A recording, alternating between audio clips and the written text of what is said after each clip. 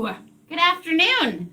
I meant to do that like Mrs. Doubtfire. Hello. Yeah. Wasn't that funny, that Snapchat? That was adorable. I had a face mask on, and I looked at my husband, and I was like, hello. And he was like, that was creepy. He wasn't amused? He wasn't. And I was like, well, nothing really phases. I don't know why not. Nothing really phases him anymore Jesse. because, he's married to me. So he was just like, well, that was creepy. So then I had to Snapchat and send it to everyone. This is the angle that we're rocking. What? I don't know. I feel like the angle's weird. I don't know. Your angle's weird. I know. My face is weird. Well, I have to mess with these because I don't know why. Let's do that one. Sure. Okay. Why not? Why not? Can I play my song? Sure. Am I allowed to hear it now? Well, yeah. Don't look, though. Don't look. Okay. We're going seasonal. I don't know this one. Yeah, you do. Oh.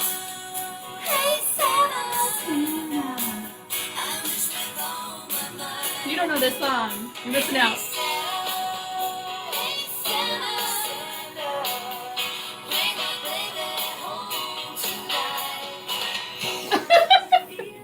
I hope Joni really appreciates that song. I hope Yeah. she watches so she can hear it. Every time I hear that song, I do think of her and you. Aw, that's nice. There's a lot of things that make me think about you. You're so romantical. In a not creepy way. That had absolutely nothing to do with what we're talking about, but you know.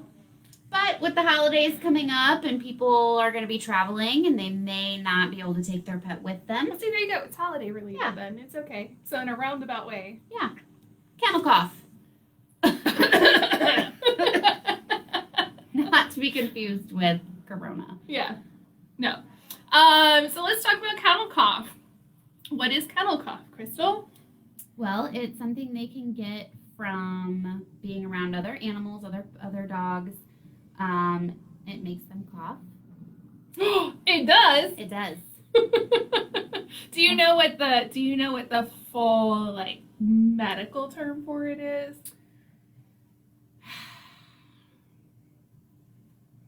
I just had it. Bronchotracheitis. So close. What is it? It's canine infectious tracheobronchitis. Tracheobronchitis. So, meaning that it's an infectious, so contagious, Very contagious. inflammation What? of the what?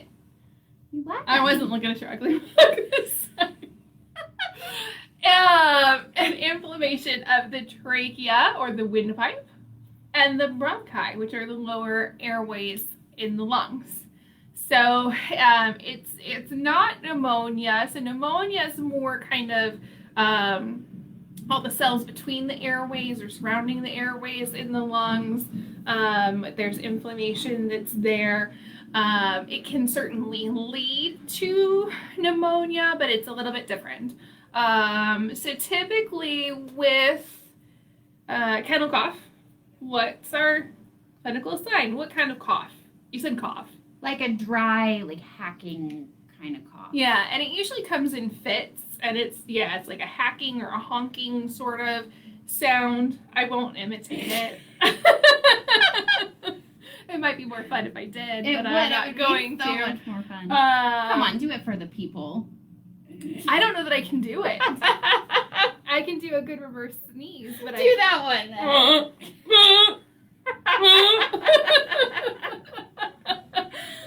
That's a reverse sneeze. So that's not kennel cough. Lindsay said, "Don't do No, I anything didn't. embarrassing." Now I'm gonna cough because I did that. You're all very welcome. We told her we definitely would do things that are Well, embarrassing. Yeah. That's what we specialize in. That's fine. So kennel cough is something that they typically pick up from being around other animals, especially in an enclosed space. So that's why we see that in boarding facilities, sometimes doggy daycare, sometimes boarding or Boarding. Grooming. Let's say boarding 500 times. Grooming was the word I was going for. I know Glad what you knew meant. that. Also boarding. Boarding? Do they get it boarding? Sometimes they get it when they're at the kennel. So it's in the air, and so no matter how amazing of a job those places do with their disinfection protocols and things like that, they can't get rid of it. Like it just is. Well, like, and they I can feel knock it down the best they can, but Yeah. you're never gonna eliminate it I completely. feel like there's rarely ever a time when there's no animals there so that they Right. can just spray literally every surface. Yeah, yeah. And that's why shelters too have the same sort of issues. It's ubiquitous, you would say. That's a fun word. But that is So it's just, like I said, it's not their fault. It's not anything that they're doing wrong. It just is. So short of just making all the animals live outside, which is not ideal, there's no avoiding that. So we do vaccinate, and oftentimes people will call it the kennel cough vaccine, which is only kind of accurate. So what are we vaccinating for? Bordetella. Bordetella. So kennel cough is caused by probably about a dozen different things. Some of them are viruses, some of them are bacteria. We only are able to vaccinate for a couple of those things. Bordetella is one. So, they can have the kennel cough vaccine, but still get kennel cough for that reason. And we typically don't go through, like when we have an animal come in with that hacking, honking cough, they have a history of recently being somewhere where they would have been exposed to it. Quit laughing at the sun on my head. No, I'm not. I can't even see it because the tripod's right in the way. Okay. No, it's just every time you say honking, I imagine a goose. Well, it is like a goose hog. So we have those clinical signs and we listen to their lungs. Their lungs are clear, and I usually will kind of rub on their windpipe. And that will often elicit a cough because it's all inflamed and ticked off. So that's why they're coughing. So we see those signs. We don't typically go through testing to find out exactly what is causing it. We don't usually go down that road because we don't usually have to. Most of the time, these signs are self-limiting. We may or may not. What, do I have hair on me? Do I have like a dog? Oh, Yeah. With Okay. the long hair on really your long, nose. like dog hair or some cat hair. I don't know. It's not mine, I promise. No, it was like a whitish tan, so it definitely wasn't yours. Mine. So there are tests that can be done to figure out what exactly the bug was that caused it, but those tests are pricey, and most of the time these things are self-limiting. We may or may not do antibiotics and cough suppressants and things to kind of like get them over the hump, but overall it kind of goes away on its own. So we don't usually have to spend big dollars on lab tests trying to figure out exactly what it is, unless for some reason somebody just wants to know, but it seems like a waste of a couple $100. Not working. Yeah, or if what we were doing isn't working, that would be a time to do some further testing and look more into it, and figure out what exactly is causing it, or at least rule out all of those things, and maybe there's some other reason for the cough. But yeah, there are lab panels that can be sent off, but they're not cheap. Like I said, they're like a couple $100. So whereas most of the time we do like $20 worth of antibiotics and some cough suppressants, and they're good, they don't usually do that. Yeah. I did have someone ask once. They said their dog was going to the kennel. They were going to be boarded. They were going to be boarded? They were going to be Were boarded. they going to be boarded? They were. They were indeed. And the dog had kennel cough from the boarding facility previously. Oh, were they going to be boarded? They were. They were. I don't know why. So Anyway. they wanted to know, should we do antibiotics before going? And I said, no, we don't typically do prophylactic treatment for That was kennel a good cough. word. Prophylactic, yeah. Good job. You like that? I'm here all week. Yeah, there's really no benefit to doing prophylactic treatment for it, because it's not a guarantee that they're going to get it, and doing things like antibiotics, if it's not necessary, there are negative consequences to that. So that's why we wouldn't just like, oh, you were going to get boarded, here's some antibiotics, have a good time. We would wait and see. And same thing too when we have animals from the same household. Sometimes just one dog gets it and the other dog doesn't. So we don't go ahead and treat the second dog unless they're showing clinical signs for that reason. Because any medication can have side effects, and antibiotic resistance is a thing, and we don't want to cause those things. So yeah, there's not really any reason to treat everyone in the household just because one of them is sick. Sure. So what other advice do we have about kennel cough? The vaccine, typically it's recommended every 6 months, right? I think in a perfect world, yeah. Most people don't. Most people don't.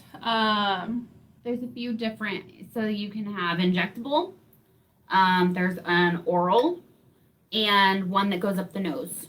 So a lot of times, like we do the oral now. For a long time we did the nasal. So if your dog goes to the vet and gets a nasal bordetella, they may sneeze or, kind of runny nose. Yeah, have a runny nose for a little while. Sickly stuff, yeah. Yeah. And it's not that they're like sick from the vaccine. It's just because it's irritating. That's all. Yeah. So why the oral or the nasal instead of just doing the injectable for everybody? Doesn't it work better? It makes a different response in the body, right?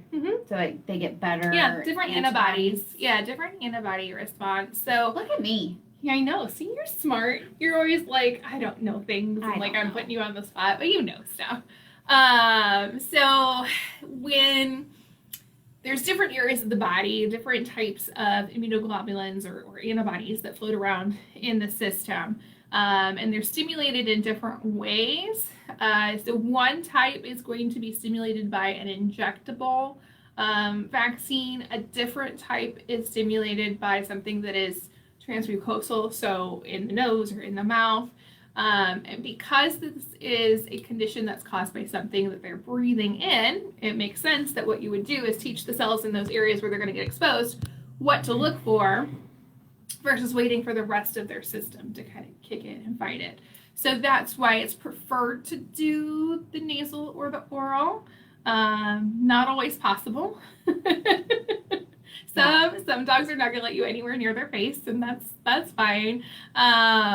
So for those guys, we do the injectable because it's better than nothing. Better than nothing. Not as good as it could be, but sometimes it's all we can do. So it's up to your pet to let us know what they'll allow. Yeah. And most of them do just fine. Yeah, and I think that the oral is a lot easier than trying to do the nasal. The nasal's always super fun. Although I got pretty fast at it. Yeah, you did. Just, grab that nose and go. You got one shot, man. Mm-hmm. One shot. You were really good at it.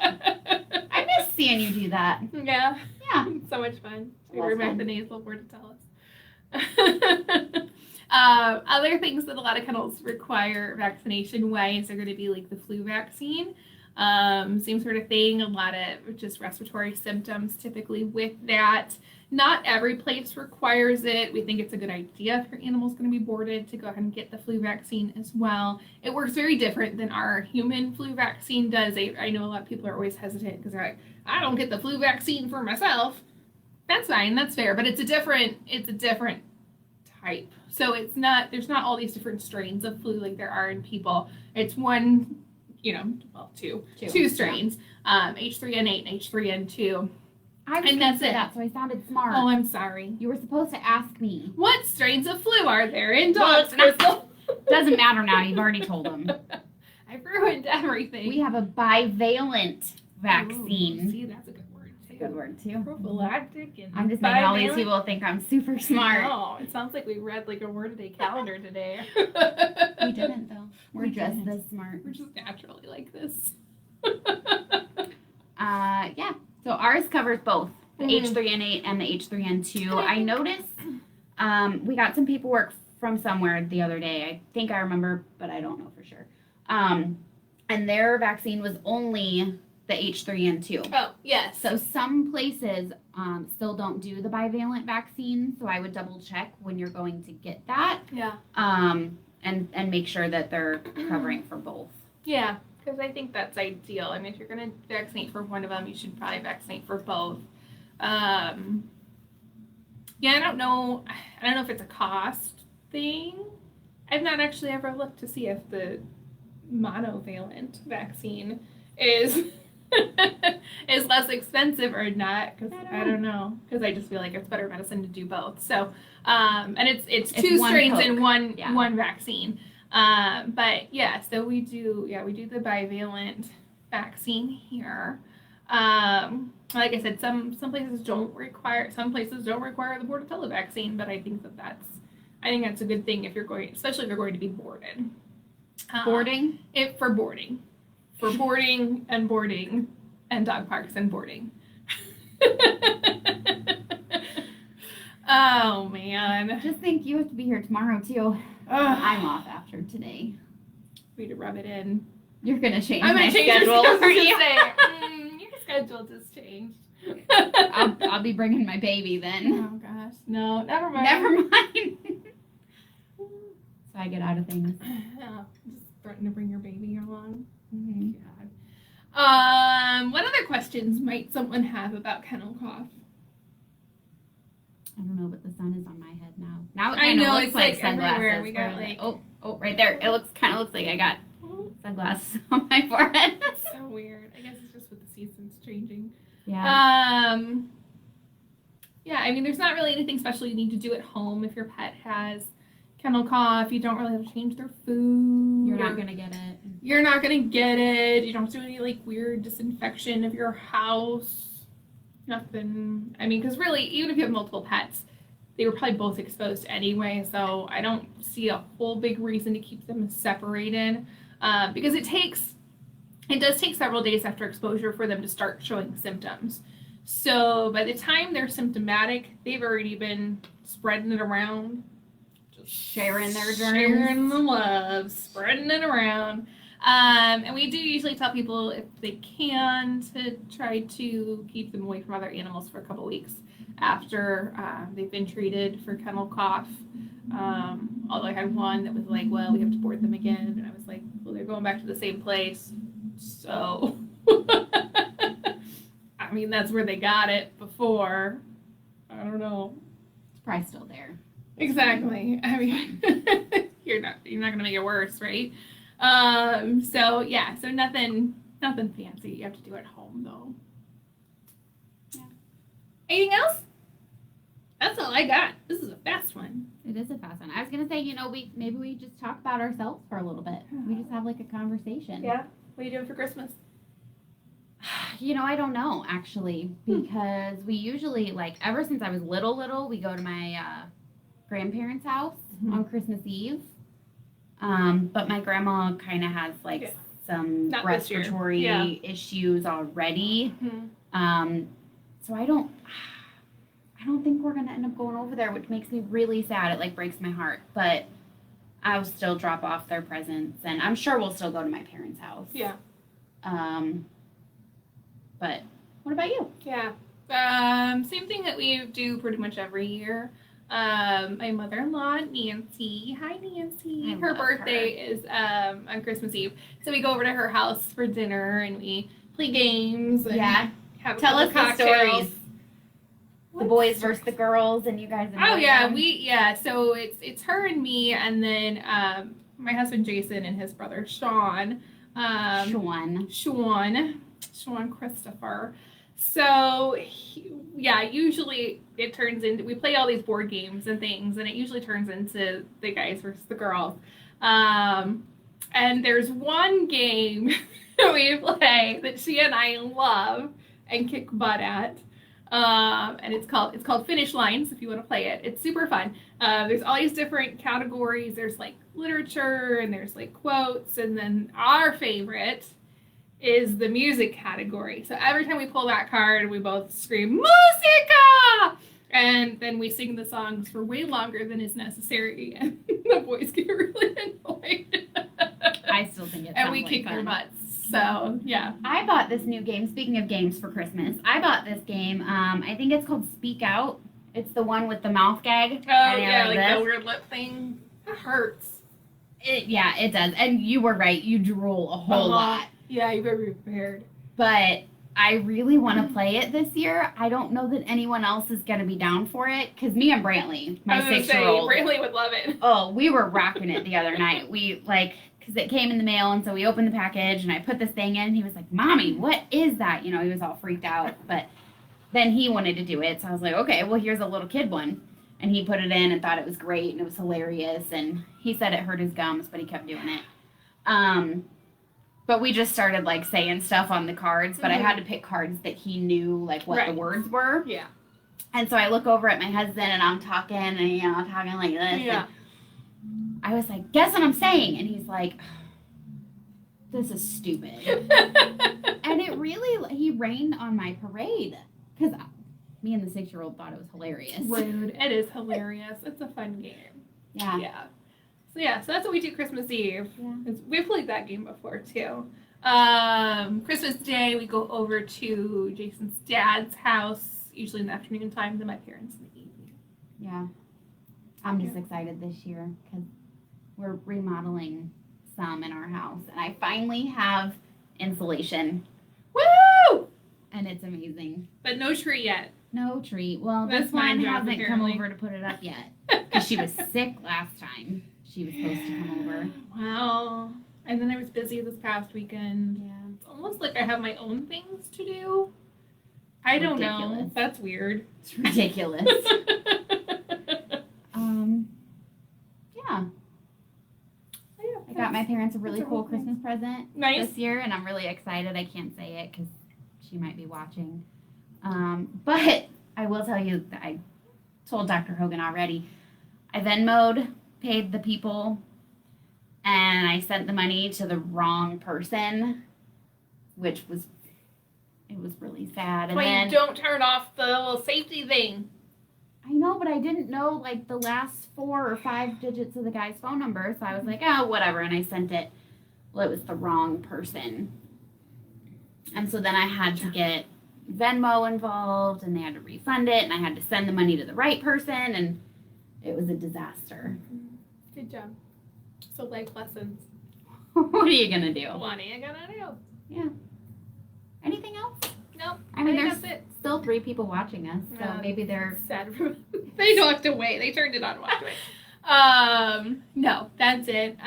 What did we say we were going to talk about next week? Puppy socialization. That's right. Because a lot of people, we saw one today already. Little Christmas puppy. I love it.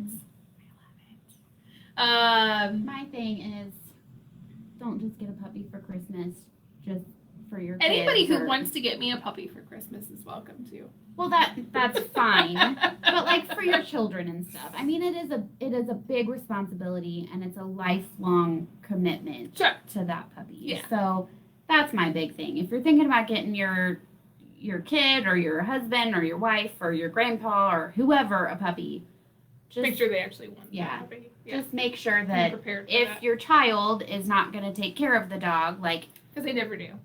no, It doesn't matter how old the kid is. no. If I got a puppy for my 6-year-old, he would take care of it for like Yeah. 20 Maybe minutes, His and then puppy. Yeah. yeah, and then he'd be like, I don't want to feed it. You have to be prepared that if that's the case, then Yeah. you're going to be the one to take care of Yeah. it. So Yeah. that's my soapbox on Christmas Yeah. animals. It's the child's pet in name only. Right. Let's be honest. So Yeah, they've done responsibly. And we'll talk about some things with socialization, especially I think, we're still dealing with all the COVID stuff and limits on things that normally we would be able to do. So talking about some ideas for ways to keep your pet socialized right now or just in general. Because socialization is very, very important. Very important. And earlier the better. So we will talk about that next week. Yeah.